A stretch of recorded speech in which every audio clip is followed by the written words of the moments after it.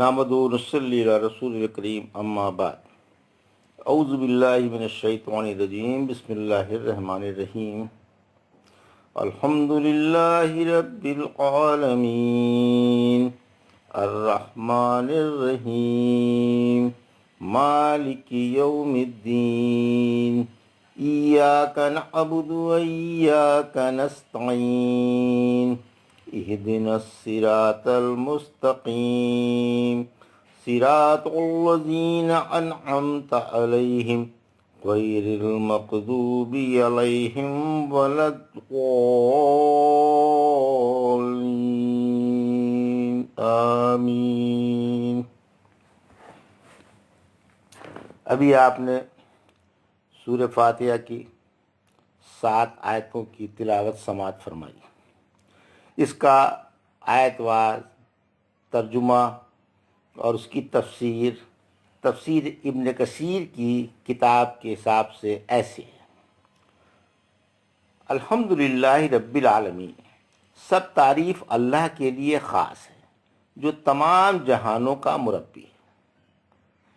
اس کی تفسیر میں ظاہر ہے کہ عطائے نعمت کے بحث اللہ کے کسی میں صلاحیت نہیں، اس لیے شکر اسی کے ساتھ خاص ہے۔ تمام بے شمار نعمتیں جن کی تعداد رب کے سوا کوئی جانتا بھی نہیں اس کی بخشی ہوئی ہیں۔ اسی نے ہمارے لیے فرما برداری کے تمام اسباب مہیا فرمائے، اسی نے جسمانی قوہ بخشے تاکہ ہم فرائض و واجبات بجا لا سکیں، اور اسی نے ہمارے لیے تمام دنیوی نعمتیں اور ضروریات زندگی مہیا کی جبکہ اس پر ہمارا کوئی حق بھی نہ تھا۔ اسی نے ہمیں اپنی سدا بہار نعمتیں اور تیار کردہ جنتیں حاصل کرنے کے طریقے سکھائے۔ اس لیے ہم سے تو یہی کہے بن پڑتی ہے کہ اول و آخر اسی محسن اعظم کی ذات و حمد و شکر کے لائق ہے، اور حمد اسی سے مخصوص ہے۔ الحمدللہ کیا ہے؟ یہ شکر کا کلمہ ہے۔ اللہ پاک نے اپنی حمد بیان فرما کر ہمیں بتایا کہ ہم اس کی نعمتوں کا شکریہ ان الفاظ سے بجا لائیں۔ ادائے شکر کا انداز اللہ کے خوبصورت ناموں پر اور اس کی اعلیٰ درجے کی صفتوں پر اٹھایا گیا ہے۔ رب کی تعریف، رب مالک و مختار کل کو کہا جاتا ہے جو اپنی مملوکہ چیزوں میں ہر طرح کے تصرف کا اختیار رکھتا ہو۔ یہ لفظ کبھی مجاز کے طور پر سردار اور مصلح کے لیے بھی استعمال کیا جاتا ہے۔ چونکہ یہ لفظ رب ہی کے ذات کے لائق ہے، اس لیے غیروں کے لیے اضافت کے ساتھ استعمال ہوتا ہے، جیسے رب البیت یعنی گھر کا مالک، رب الشاہ یعنی بکری کا مالک۔ عالمین کے معنی یہ عالم کی جمع ہے۔ اللہ کے ما سوا عالم کو کہا جاتا ہے۔ عالم بھی جمع ہے مگر اس کا مفرد نہیں۔ آسمان والوں کو اور اور تری والوں کو عوالم یعنی عالم کی جمع کہا جاتا ہے۔ اسی طرح خاص زمانے اور وقت کو بھی عالم کہتے ہیں۔ یہاں اس لفظ سے تمام مخلوق مراد ہے۔ الرحمن الرحیم، اس کا ترجمہ اس طرح سے جو بڑا مہربان اور نہایت رحم والا ہے۔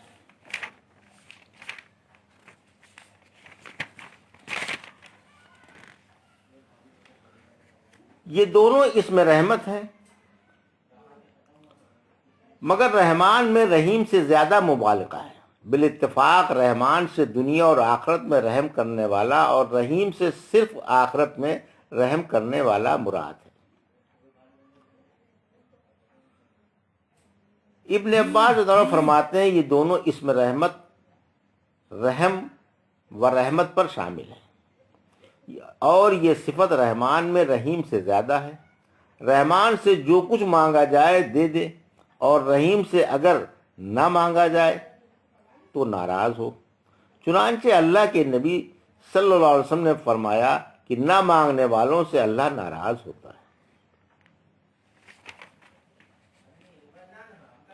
اللہ کے نبی صلی اللہ علیہ وسلم نے فرمایا اگر مومن اللہ کے غضب سے اور اس کے سخت اندوہناک کے عذابوں سے آگاہ ہو جائے تو اسے جنت کی بھی امید نہ رہے، اور اگر کافر اس کے انعامات سے بخوبی واقف ہو جائے تو جنت سے کبھی مایوس نہ ہو۔ مالک یوم الدین، ترجمہ اس کا جو جزا کے دن کا مالک ہے۔ ملکیت جزا کے دن سے کیوں خاص ہے؟ جزا کے دن کی تخصیص ملکیت سے دوسرے دنوں کی ملکیت کا انکار لازم نہیں آتا، کیونکہ اس سے پہلے صفت تربیت لائی گئی ہے جو دنیا اور آخرت دونوں کی ملکیت کو شامل ہے۔ تخصیص کا سبب یہ ہے کہ اس روز دنیا کی طرح سے کوئی نیا شخص ملکیت کا دعوے دار نہ ہوگا، کیونکہ رب کی اجازت کے بغیر لب بھی نہ ہلا سکیں گے۔ جس دن جبرائیل اور دیگر فرشتے صفے باندھے کھڑے ہوں گے، اس دن وہی بات کرے گا جس کو رحمان کے سامنے اجازت دی ہو، اور وہ بات بھی ٹھیک کرتا ہو، اور تمام آوازیں رحمان کے سامنے دب جائیں گی اور تم باہر خسر پھسر کے کچھ نہ سنو گے۔ سورہ ہود کی آیت 105 میں فرمایا، جس دن قیامت آئے گی اس دن اللہ کی اجازت کے بغیر کوئی بات نہ کر سکے گا۔ قیامت کے دن رب کی سلطنت میں کوئی مجازی دعوے دار نہ ہوگا۔ یوم الدین کا مطلب دین سے حساب کا اور قیامت کا دن مراد ہے، جس دن نیکیوں اور بدیوں کی جزا و سزا دی جائے گی۔ یہ اور بات ہے کہ رب العالمین کسی کی خطاؤں سے درگزر کر کے باز پرس نہ کرے۔ دین کا مطلب دین جزا، بدلے اور حساب کو کہتے ہیں۔ سورہ صافات کی آیت نمبر 53 میں فرمایا، اللہ رب العزت کہتا ہے، جب ہم مر کر مٹی اور بوسیدہ ہڈیاں بن جائیں گے تو کیا ہمیں بدلہ دیا جائے گا؟ سورہ نور کی آیت 25، اس روز اللہ ان کو پورا واجبی بدلہ دے گا۔ اللہ کے نبی صلی اللہ علیہ وسلم نے فرمایا، ہوشیار وہی ہے جو اپنے نفس سے حساب لیتا رہے۔ عمر رضی اللہ عنہ فرماتے ہیں، حساب لیے جانے سے پہلے تم خود اپنا حساب لے لو، میزان میں تولے جانے سے پہلے خود اپنے عمل تول لو، اور آنے والی ایک بڑی پیشی کے لیے تیار ہو جاؤ۔ جب تم رب کے سامنے پیش کیے جاؤ گے جو چھپی کھلی ہر بات جانتا ہے اور جس سے تمہاری ایک بات بھی پوشیدہ نہیں ہے۔ سورہ حاقہ کی آیت نمبر 18، جس دن تم پیش کیے جاؤ گے تو تمہاری کوئی بات چھپی نہ رہے گی۔ ایاک نعبد و ایاک نستعین، ترجمہ ہم تیری ہی عبادت کرتے ہیں اور تجھ ہی سے مدد مانگتے ہیں۔ عبادت کی تعریف، عبادت انتہائی ذلت، عاجزی اور انکساری کو کہتے ہیں۔ اصطلاح شریعت میں عبادت محبت، خوف، خشوع اور خضوع کے مجموعے کا نام ہے۔ اس آیت کے پہلے حصے میں شرک سے اظہار نفرت ہے اور دوسرے میں عابد کی طاقت و کمال کی نفی اور توفیق پر تکمیل عبادت کے مدار کا بیان ہے۔ توحید الوہیت، آیت کے پہلے حصے سے تو توحید الوہیت ثابت ہوتی ہے۔ اس کا یہ مطلب ہے کہ عبادت صرف اللہ ہی کی جائے، اسی سے ڈرا جائے اور اسی سے امیدیں رکھی جائیں۔ توحید ربوبیت اور دوسرے حصے سے توحید ربوبیت، اس کا یہ مطلب ہے کہ ہر طرح کی عبادت اور ہر کام میں اللہ کی توفیق و اعانت درکار ہے۔ اس لیے فرمایا، میری ہی پرخلوص عبادت کرو اور ہر کام میں مجھ ہی سے مدد مانگو۔ اہدنا الصراط المستقیم، ترجمہ ہمیں سیدھی راہ پر ثابت قدم رکھ۔ در مقصود پانے کا راز، پہلی آیتوں میں اللہ کی حمد و پاکی بیان کی گئی تھی، اب عابد اپنی مراد مانگتا ہے، جیسا کہ پہلے حدیث قدسی میں بیان ہو چکا ہے کہ اللہ نے فاتحہ کو اپنے اور بندے کے درمیان آدھا آدھا بانٹ دیا ہے، اور بندہ جو مانگے گا وہ اسے مل جائے گا۔ آئیے اس مقام کی لطافت و نزاکت پر غور کریں۔ شروع میں تو رب کی حمد و پاکی بیان کی گئی، پھر عابد نے اپنے لیے اور دوسرے تمام مومنوں کے لیے دعائیں مانگی۔ یہ اسلوب بیان کیسا مؤثر اور عمدہ ہے، اور مقصود پانے کے لیے اکثیر اعظم و کبریت احمر ہے۔ اللہ نے یہی انداز عبادت پسند فرما کر بندوں کو اس کی تعلیم دی ہے۔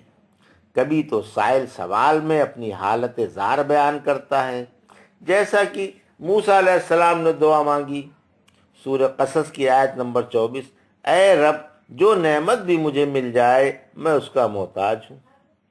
یونس علیہ السلام نے دعا مانگی، سورہ انبیاء آیت نمبر 87، اللہ تیرے سوا کوئی معبود نہیں، تو پاک ہے اور میں ہی گنہگار ہوں۔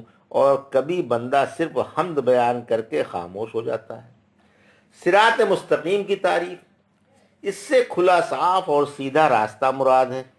اللہ کے نبی صلی اللہ علیہ وسلم نے فرمایا کہ اللہ نے صراط مستقیم کی ایک مثال بیان فرمائی کہ ایک راستے کے دونوں طرف دیواریں ہیں جن میں بے شمار دروازے کھلے ہوئے ہیں اور پردے پڑے ہوئے ہیں۔ راستے کے پھاٹک پر ایک شخص کھڑا ہوا اعلان کر رہا ہے کہ سیدھے راستے پر چلتے رہنا، ادھر ادھر نہ جھکنا، اور ایک شخص اس راستے پر چل رہا ہے۔ اگر کوئی شخص کسی دروازے کا پردہ اٹھانے کا ارادہ کرتا ہے تو وہ فوراً کہتا ہے کہ دیکھو پردہ نہ اٹھانا ورنہ اسی غلط راہ پر پڑ جاؤ گے۔ پس صراط مستقیم تو اسلام ہے، اور دو رویے در و دیواریں اللہ کی حدیں ہیں، اور کھلے ہوئے دروازے ممنوعات و محرمات ہیں۔ پھاٹک پر کھڑا ہوا شخص قرآن حکیم ہے، اور راستے پر چلنے والا مومن کے دل کا کھٹکا ہے جو اللہ تعالیٰ کی طرف سے ہر وقت ایک ناصح کی حیثیت سے ساتھ رہتا ہے۔ صراط الذین انعمت علیہم غیر المغضوب علیہم ولا الضالین۔ ترجمہ، ان کی راہ پر ثابت قدم رکھ جن پر تو نے انعام کیا، ان کی راہ پر نہیں جن پر تیرا قہر اترا، اور جو گمراہ ہیں۔